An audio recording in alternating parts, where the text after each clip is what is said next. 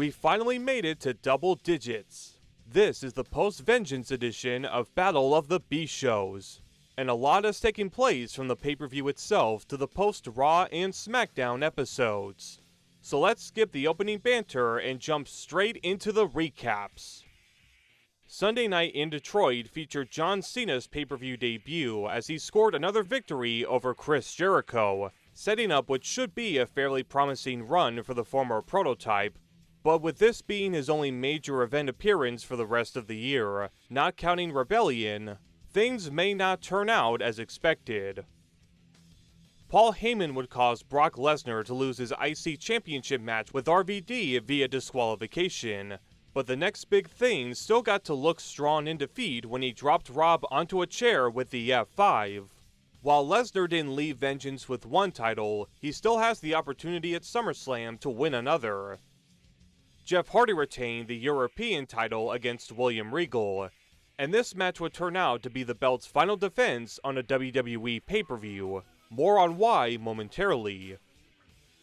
Chris Jericho attacked Edge during the Tag Team Championship match, adding more fuel to the fire for their upcoming match on this week's SmackDown, and helping the Un-Americans take the gold back up north to Canada.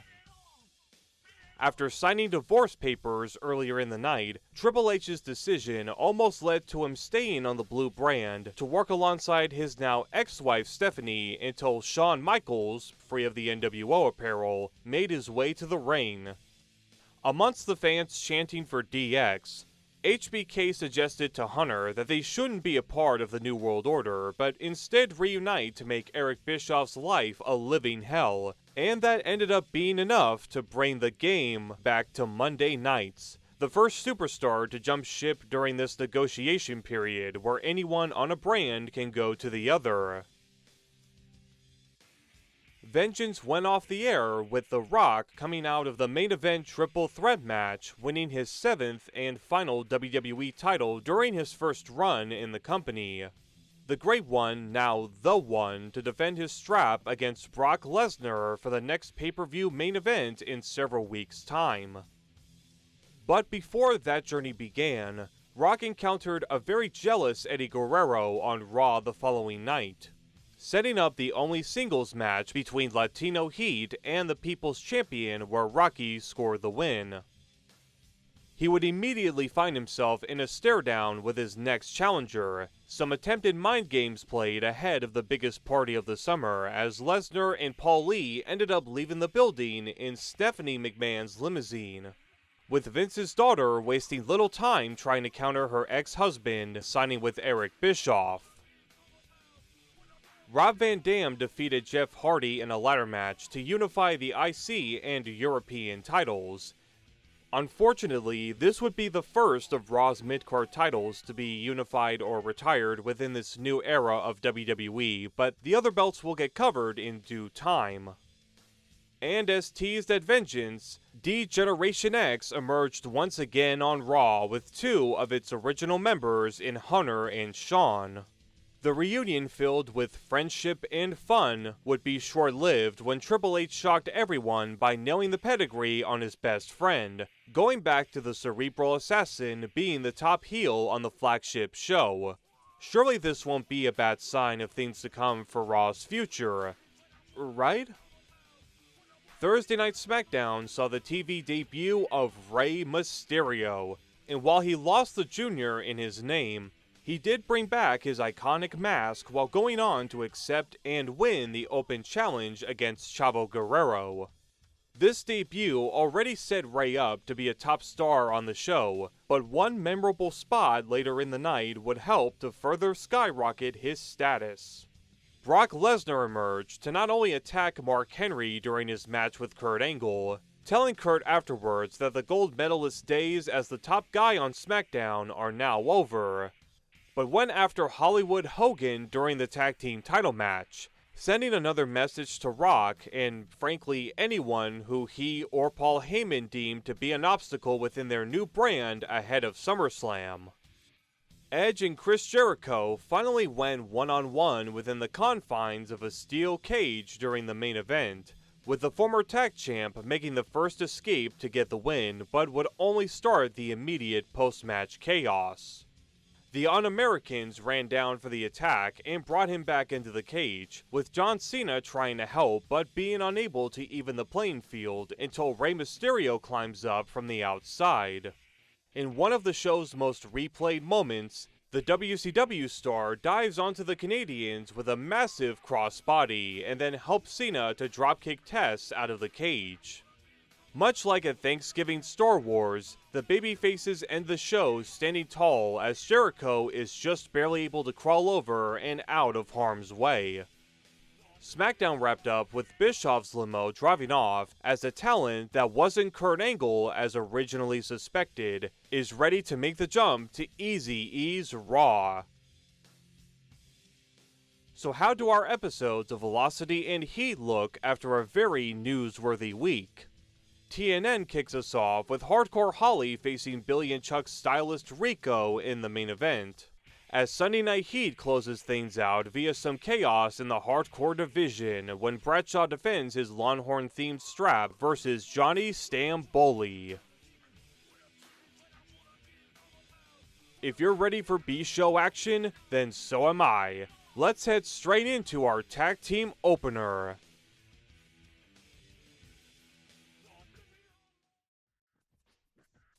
Billy and Chuck, along with main event Rico, head down to the ring as they prepare to face the Hurricane and Shannon Moore in a semi-3-count reunion on SmackDown's B-Show.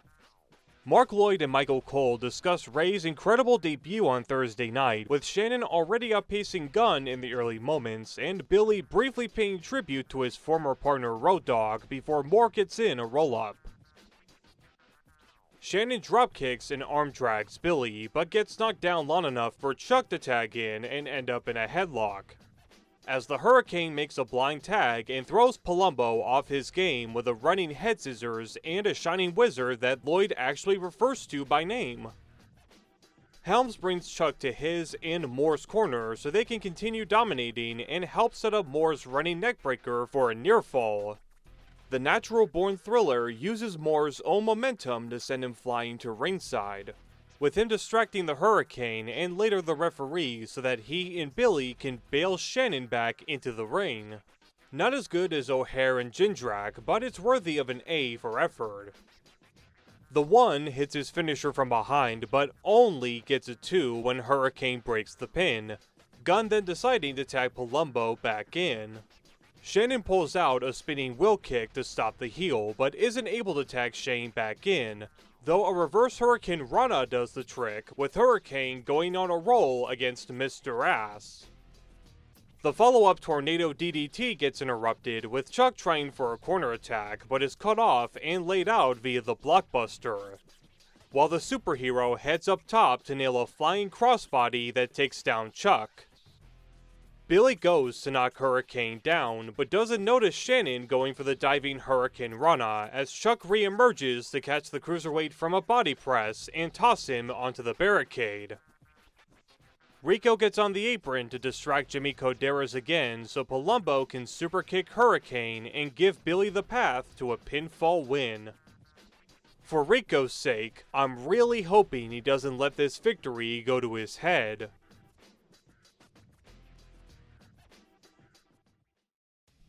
A battle of Extreme alumni is up next, when Tajiri goes against a returning Mike Awesome, coming back from an injury towards the end of the invasion last November, but is looking for a clean slate tonight against the Japanese Buzzsaw. Mike tries to get into Tajiri's head when the bell rings, tossing his opponent across the ring, but receives a few kicks to the legs until he's able to grab Tajiri for an overhead belly-to-belly. The former ECW champion nails a running splash in one corner, Irish whipping Yoshihiro towards the opposite side, and uses his strength to block the tarantula, dropping Tajiri down with a chicken wing facebuster, but he kicks out of the follow-up cover. Awesome tries for a splash off the ropes, but gets a dropkick to the face, the former Cruiserweight champion finding his opening to go after the knee, Bischoff and... with another battle cry in the process.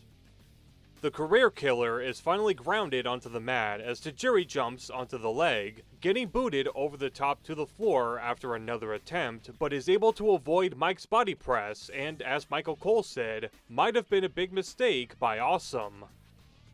Both guys end up on the apron where Tajiri climbs over Mike and finally applies his signature hold, with his running attack off the ropes intercepted by the torpedo shoulder block for a close near fall. Mike Awesome drops Tajiri into a sit-out powerbomb, later stopping both the handspring elbow and another running attack as he signals for the Awesome Bomb. The damage to the left leg allows Yoshihiro to escape and connect with the buzzsaw kick to score the victory, though his right shoulder took a fair amount of damage to get there. Not a great start for Awesome's comeback, but hopefully things can go up from tonight. Much to my chagrin, main event Rico brags to Funaki about him helping Billy and Chuck win until they pass by Sparky Plug, who catches a foul smell coming out of his mouth. Holly brings up Rico's boys losing to him and Venus last week on SmackDown, to which the man himself claims was a fluke, but Hardcore promises to beat the taste of bullshit out of his mouth tonight, as Funaki tries to encourage Constantino ahead of our main event. Surprisingly, the Cruiserweight title is not featured as the headliner, but nonetheless, Billy Kidman hopes to redeem his loss from Vengeance on Sunday by taking the gold off of Jamie Noble's waist on Velocity. Nydia tries to distract Billy, but doesn't stop him from blocking Noble's sneak attack and start the match taking control via the running head scissors and knocking the champion to the floor. The challenger follows this with a baseball slide before bringing Jamie back in, ending up on the apron where Nydia grabs his leg and allows her boyfriend to send Billy crashing harshly into the barricade. Jamie hammer throws Kidman towards the opposite side, continuing to target the back with, well, the back suplex, and keeping the pressure during a submission. The filthy animal finds his escape to roll up Noble, but just as quickly gets outpaced and thrown into a pump handle exploder suplex that isn't enough to retain the gold. Noble switches to an abdominal stretch, getting close enough to the ropes for Nydia to offer a helping hand to apply the hold.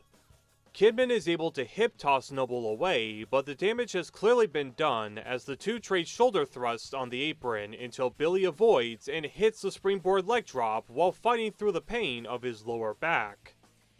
Nydia cheers her man on, all while Kidman gets his second win and later attempts a corner reversal, only to get caught into an electric chair drop, but still isn't enough to end the match. Jamie goes for a corner bulldog, but has to change course when Kidman keeps reversing, though it doesn't stop Jamie-san from receiving the Ushi-Gurushi that almost gives Billy his Cruiserweight title back. Both men try to lift each other, with Kidman able to hit the BK bomb just as Nydia distracts Mike Sparks. Billy continues staying ahead of the heels when Noble accidentally knocks her off the apron and gets rolled up.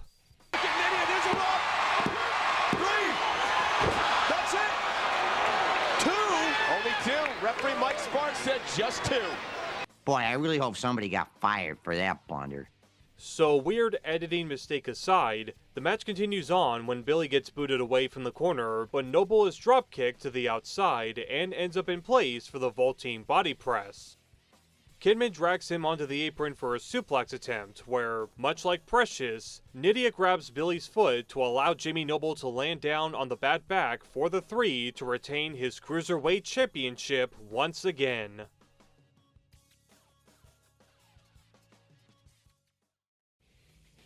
Bombastic Hardcore Holly looks to shut up main event Rico for our final dose of action on Saturday night. Billy and Chuck give their managers some more words going down the ramp. Likely the game plan of the former tag team champions looking to outnumber Holly until Mike Chioda sends them to the back as Rico starts to worry about his chances. Rico begs for them to come back, trying to run away until Bob grabs his beautiful do before giving the hairstylist a kick just shy of his little Constantino's. Holly continues teaching some lessons with some chops in the corner and blocks a reversal until a super kick stops him in his tracks.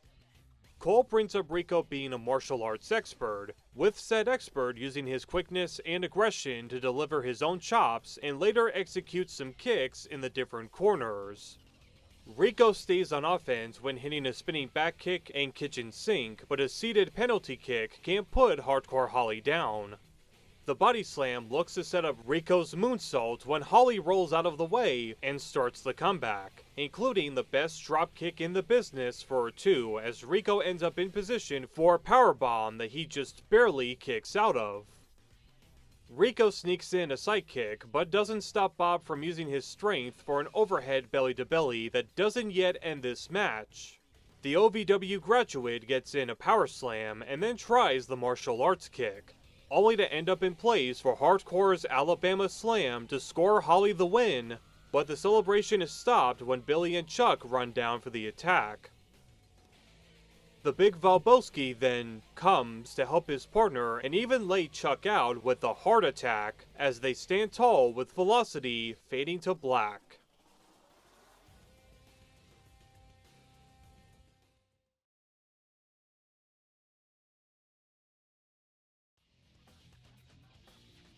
Tuning in to MTV, Matt Hardy opens the action as he goes one-on-one with the face of Heat, Steven Richards.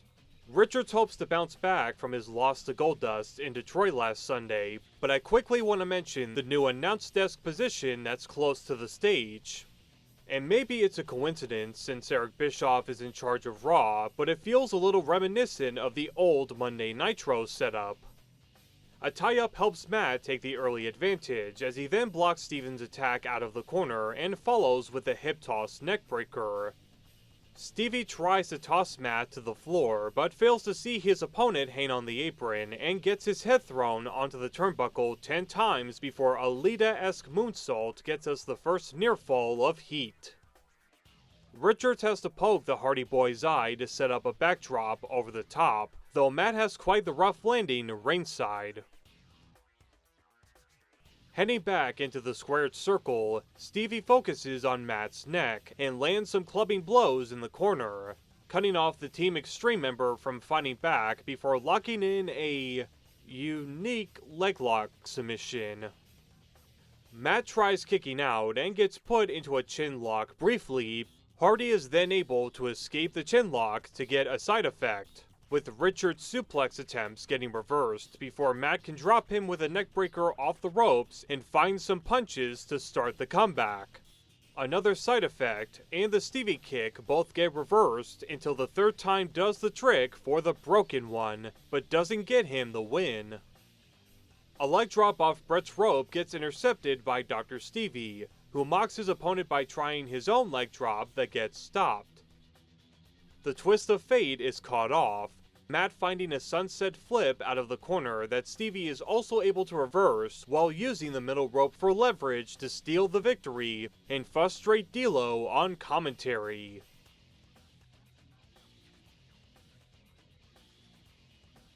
We quickly go backstage to Terry interviewing Raven about why he hasn't tried getting out of Sunday Night Purgatory by jumping over to SmackDown.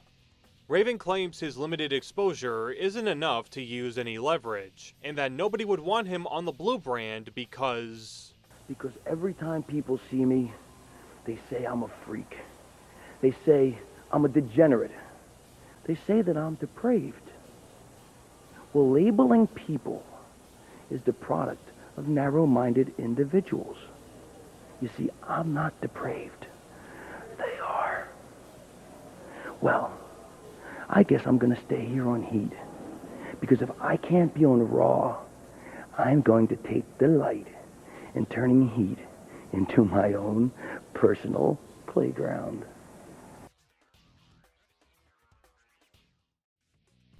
Raven hopes to start turning Heat into his playground as he goes one-on-one with Crash.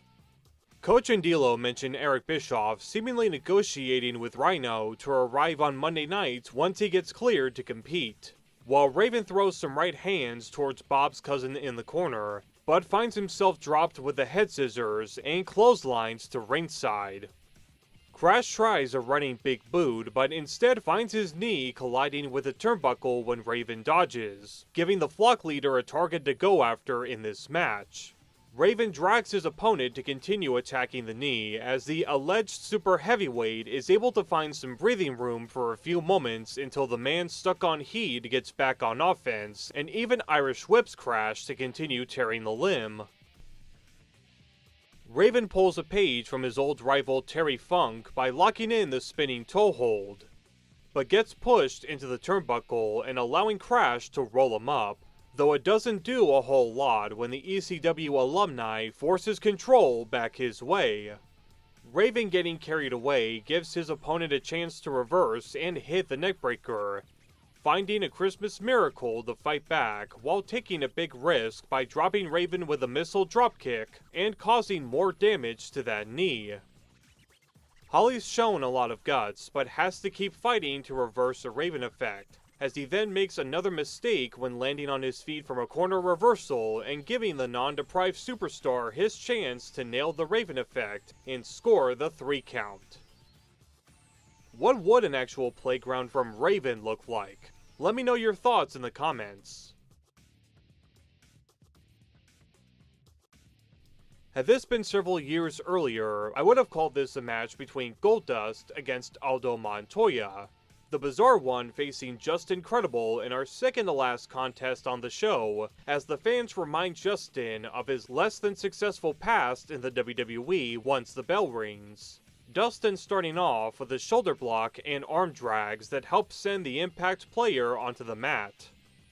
Credible is able to land a rebound tornado DDT, stomping out 7 in the corner, and continues rubbing his current success in the fans' faces before heading the Chinlock Central. Goldust escaping and trying to outrun his opponent instead leads to Justin connecting with a superkick for a close count, keeping Goldust onto the mat briefly until Booker T's unique ally gets back into it and gives the ECW star a case of ring post-itis. Back onto their feet, the two trade blows with Coach and D'Lo mocking Credible's groin pain, as Goldust starts his comeback before Justin blocks the final cut and eventually runs right into the Snap Power Slam, now named the Director's Cut, to help Goldust score a win on MTV.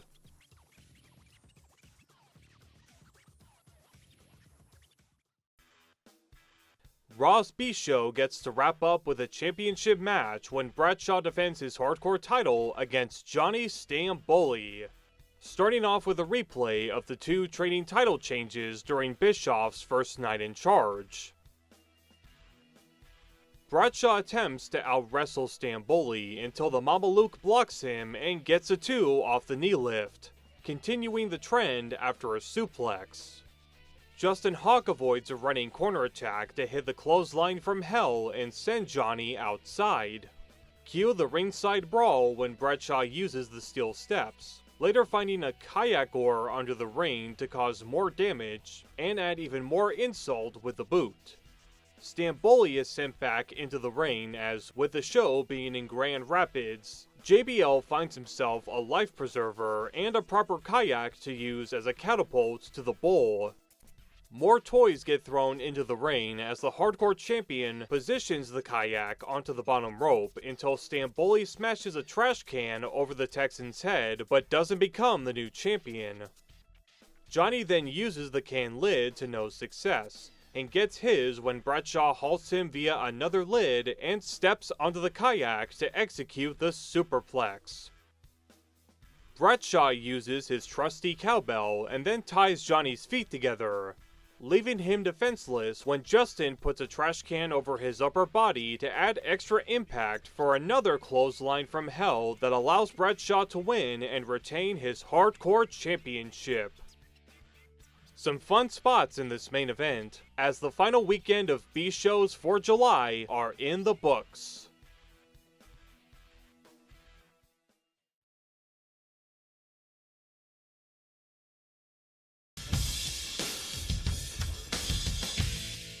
You might consider it holiday cheer, but for the first time on Battle of the B-Shows, we have ourselves a tie. I felt both brands' weekend programs were good all around and didn't really have anything that brought either down in quality.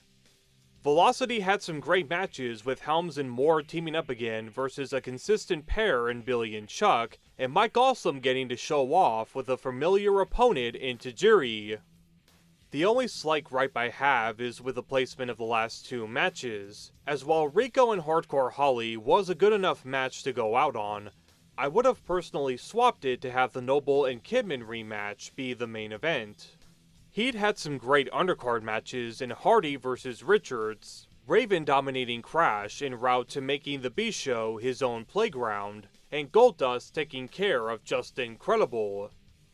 While you could argue how most WWE hardcore matches, including on Sunday nights, mostly play out the same way, this one with Bradshaw and Stamboli was enjoyable thanks to the kayaking-themed weapons introduced while helping the Texan keep his title for another week. The road to SummerSlam is already heating up in the aftermath of Vengeance, and with it comes more changes to Raw and SmackDown's locker rooms in the battle for brand supremacy. We'll check out the continuing developments for our next installment of Battle of the B-Shows. So until then, happy holidays, and a sincere thanks for supporting the channel this past year. Hopefully I'll see you all in 2026.